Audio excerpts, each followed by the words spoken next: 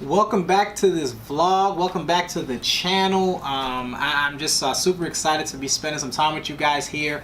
Chris Holder, CEO Chris Holder here. You can see your $100 million run guy. I am the guy that is on his personal run to $100 million, and I plan to help 100 people make $1 million along the way. That's my goal with strategies, with inspiration, motivation, and my goal is to do that with layers of teaching and videos like this. And today's video is a little different. It's not a training video in the sense where I have my board and I'm writing some stuff down. I've gotten a lot of people who've actually reached out to me and asked me a little bit about just for some advice, on an area that most entrepreneurs, if you're watching this and you're an entrepreneur, you've definitely been through this. You cannot be an entrepreneur if not gone through this particular place in your business, in your life.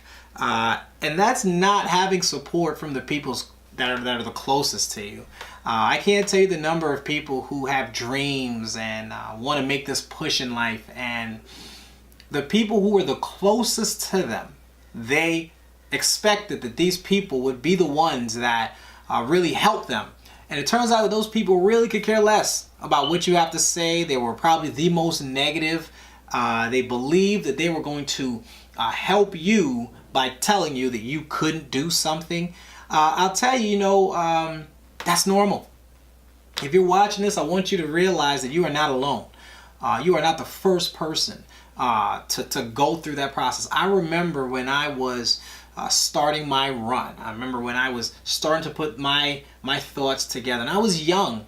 I remember I was at church. I might have been 11 or 12, but I remember, we would come to church, and me, my sisters, we'd be sitting in church, and not towards the back. Like if we got there late, we'd sit towards the back because we didn't want to, too many. We were in a big church, so obviously didn't want to make a scene coming in late and then walking all the way to the front.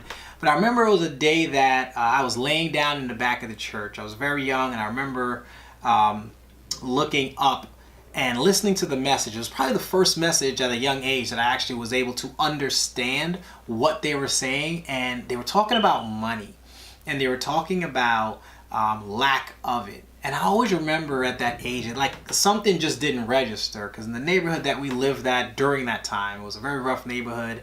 A lot of bad things were going on. But the one thing that was very evident in the neighborhood were the people who were doing the worst were looking like they were doing the best. And the people who were supposed to be doing the right things, they were looking like they were struggling.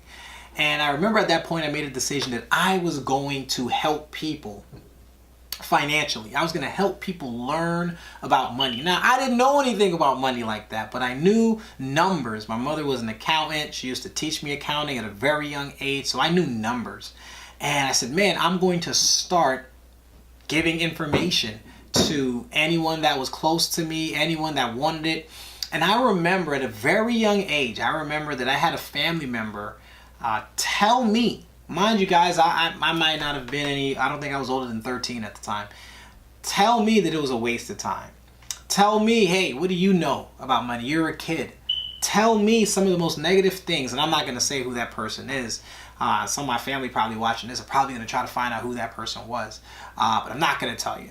But the idea was that person really could have crushed me. They really could have deterred me and put me in another direction. And mind you, this is a family member. So I would have thought that the first response would have been encouragement. Hey, you've got a dream, go for it. You want to help, go for it. And it was the complete opposite. But I also remember that when that happened, that I had to realize and learn something, and I hope you learn it too, that you in most cases are the first person in your family to do what you're about to do. You and your family are probably the first person to go the route you're about to go.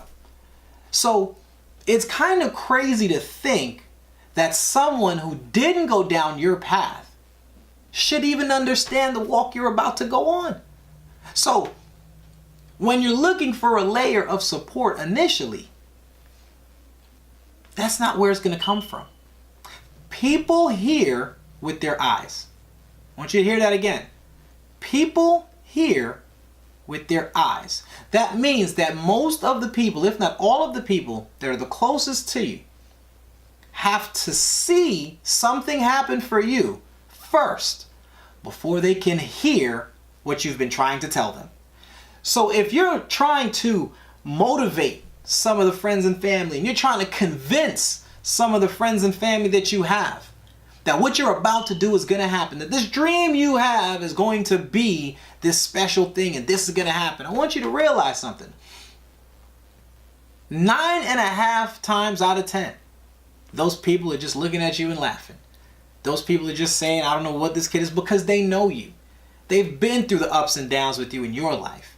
They believe they've done better than you. They believe that they've helped you more than you're going to ever help them.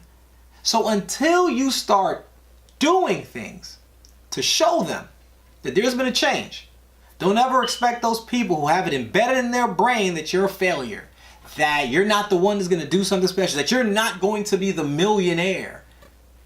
Don't believe that that's where it's going to come from. Changing your circle when you're on your run is another tip that I would give you. Realizing that it's better to be around dreamers and strangers because their story of you is brand new. Their story of you is something that hasn't been written yet. You are now writing that story with them. So it's up to you what they actually believe the story is. So you can pull from their energy. You can pull from their excitement. You can grow from their lessons. And as you grow with that new circle of people, the people who've always been around you will start to notice a change has happened. And then slowly but surely, they'll start to listen to what you've had to say for a very long time. But it doesn't happen any other way. Now there might be some other people who choose to say that what I'm saying is wrong. I can only speak from personal experience. No one listened to me until I retired early. No one listened to me until I was speaking in front of tens of thousands of people. No one listened to me until I showed them some kind of proof that what I was saying was going to happen. Just something for them to hold on to, go, that'll do it. Another mistake you make, or you may make, is trying to prove something for that person. Trying to prove that person wrong. And when you finally prove them wrong, you realize that they really didn't care anyway.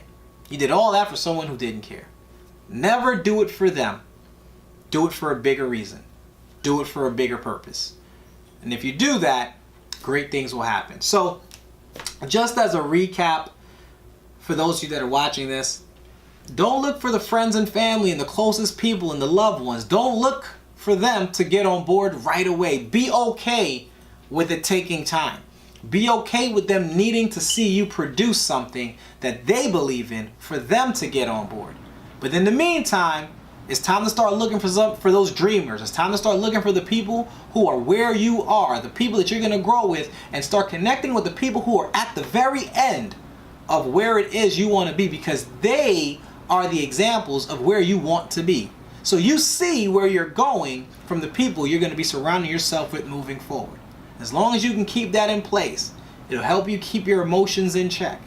But always remember, people hear with their eyes. And you have to think, the people that are the closest to you, what you've been showing them, has it been enough for them to listen to you? Or is it enough for them to keep their ears closed and you get to work to change the way that situation is? Either way, it's your choice. But what I can tell you, it's worked for me and many others, and that's how we got the job done. So, guys, this is CEO Chris Holder signing off here, and just wanted to give you guys a little bit of advice on how I got through it and how some other people got through something that you're going to deal with as an entrepreneur, doing something that most of the people around you have never done. So remember, don't try to make them understand the journey. Just have them come along when you get there. All right, guys? So on that note, hope you enjoyed the video. Definitely looking forward to getting you guys some more. Peace.